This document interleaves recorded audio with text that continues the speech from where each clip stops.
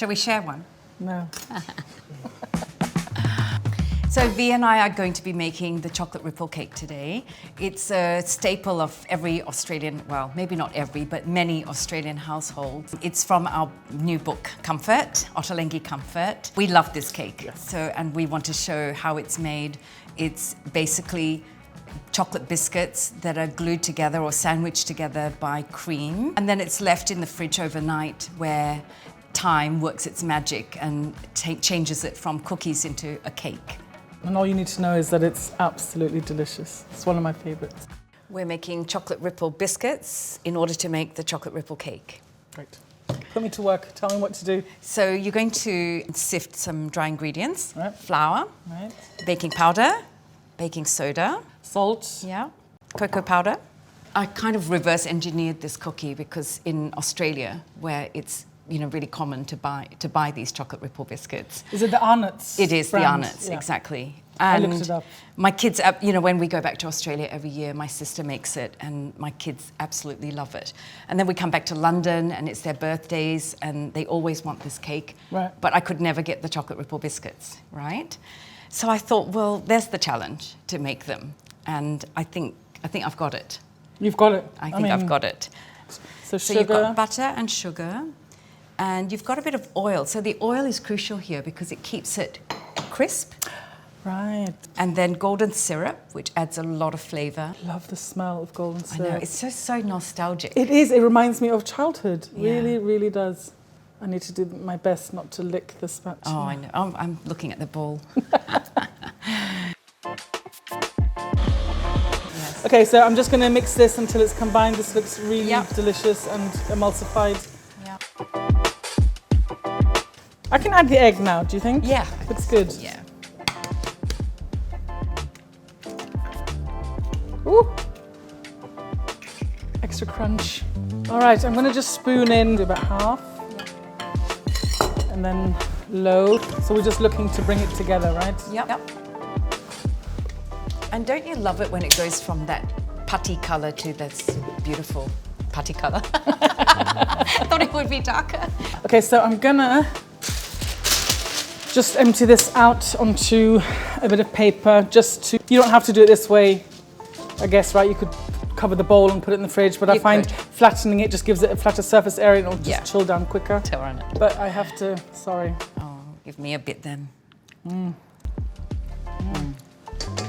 Okay, so I'm just gonna put that in the fridge Yep. like that. How long are we chilling it for? I would say a couple of hours, right? All right, here's our dough. It's been a chilling. So we're gonna divide this, right? We're going to do exactly 30-gram balls because, as we said before, it's really important that the cookies are the same size, Right. so that when we attach them together, it's a very even log. Great. Oh, you're faster than me. Hold on. Is that 5 centimetre, you think? Ish. No. Let's be safe because they do really spread.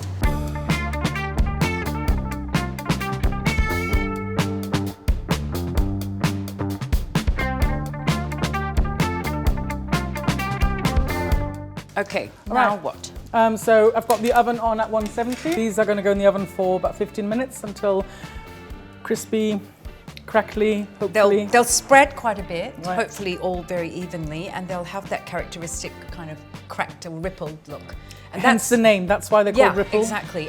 All right, I'll get these in the oven. All right. Okay. These look lovely and crackly. Yay! Perfect. I love that Perfect. crackly I top. love that look. And they smell amazing. Yeah, they do. Beautiful. Okay, so the cream is going in, a lot of it. So usually, if you were making a kind of totally home-style version, you would just have whipped cream. Right.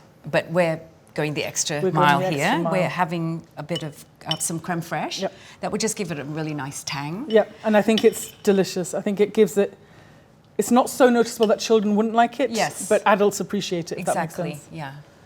And then we're going to put some vanilla and cinnamon And icing sugar, just to flavour it. Just a little Sweeten it a little bit, bit of yeah. sweetness. Okay, so let's get that on here. And then I'm going to whip this to like a medium soft peak, right? Not too far. You don't want to whip it too far because the act of kind of slathering it And that bit of cinnamon in here is so delicious, really right? nice. It's And really the cinnamon subtle. with the coffee. Yeah. For me, that combination. Perfect. Cinnamon and coffee is just, and chocolate together. And orange. Basically the whole thing. We've just basically whole added thing. all the things that we love All the that things go that we with love. coffee. So this is perfect for me. I'm just going to give it a couple of rounds. What do you think? I think you just need it just enough that it holds Yeah. the cookies together. It's like I can feel that it's thickening and it's just leaving a nice peak. Kind of like But it's soft drooping. waves. Yeah, soft Yeah. waves. All right, so I'm going to just take some of the cream out for finishing the cake later because we're going to use this to assemble, right? Yes. So first of all, we're going to put a line about 30 centimeters down here. It doesn't have to be perfect. All it is to secure the biscuit, Right. the cookie when you pop it on. Okay. Shall I soak? Yes, please. I soak, you Yeah. spread. So in here I've put coffee, Yeah. milk. Milk. So, and am I correct in saying you don't want to soak them? It's just a light brushing. Yeah. It's not like tiramisu where you would dunk them, No. like I would in my coffee. I mean, you can't really go wrong with it, to be honest. But I think you want to be even. You want it to be evenly soaked. Evenly moist. Yeah, without it kind of crumbling in your hand as you're doing it, if you know what I mean. Okay, this is good. I'm going to pass that to you. I mean, it's not difficult to do it on your own, but it's so much more fun if you've got two of you doing it. Definitely. So this is about 2 tablespoons of Perfect. cream. And just spread it as evenly as you can, but doesn't, it's a very forgiving cake. You know what? Another way of doing it is just to stack it all up like a barrel and then transfer it. But I actually like seeing it come together. Yeah. Like, how cool is that, right? Hey, it smells so good. There you go.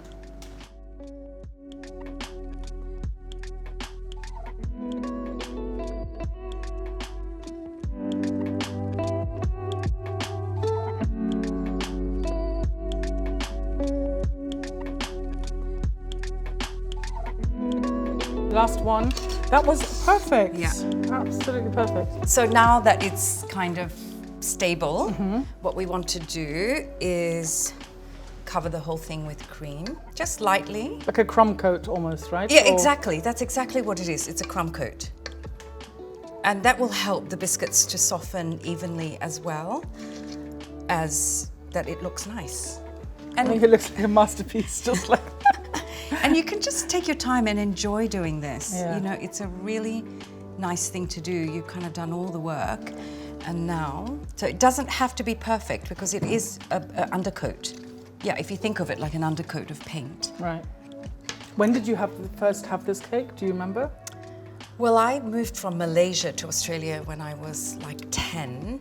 I think it would have to be like shortly afterwards because it's a sort of cake that if you go to your neighbors for a barbecue or anytime there's a kind of family gathering, you can be sure there's one of these there.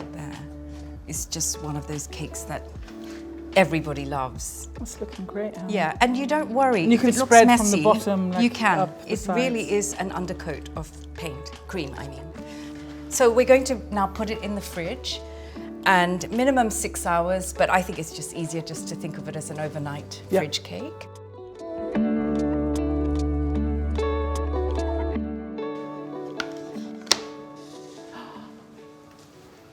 Can I see? Yeah. Perfection. So you see how the fridge has sort of set it, but it's also dried the cream out Yes. a bit. Do you remember when you saved that cream? Yes. So this is where it's going to come into its own.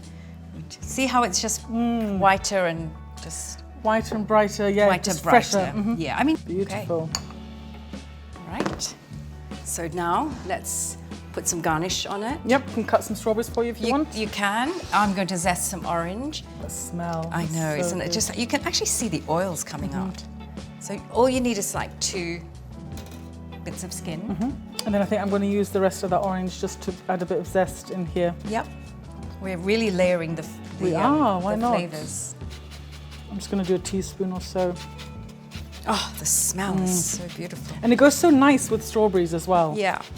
There we go. Ready ready for it. You want to just halve it? Yeah, I think quartered, the large ones. The large quartered. ones, yeah. Yeah, definitely. Right, I'll give that a quick stir. So I think let's set these aside for a little bit just to let the sugar draw out some of the juices. We'll just let it sit aside, I don't know, for 10 minutes or so.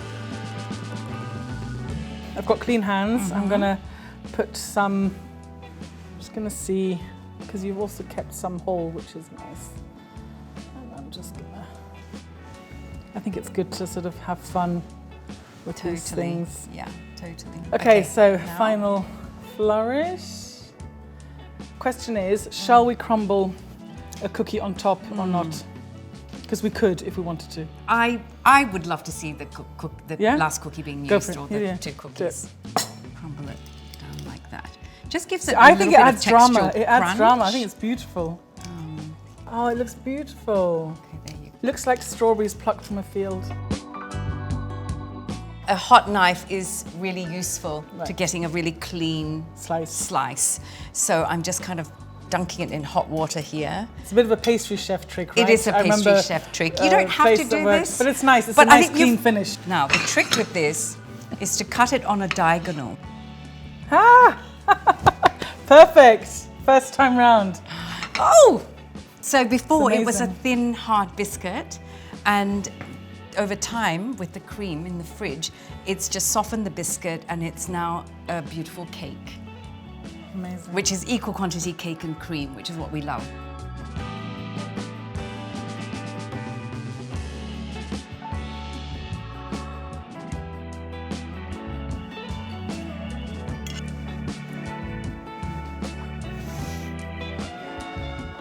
It's the cake I know and love, but it's amped up with all that, you know, that typical Ottolenghi flavors. It's so strange. I didn't grow up with this cake. For some reason, when I eat it, it feels nostalgic to me, even though I didn't grow up. I don't know why that is, but it really does. Yes. It makes you think of childhood. It's cookies and cream together. I mean, you've probably had cookies and cream, but not in this form. Yeah. God, this is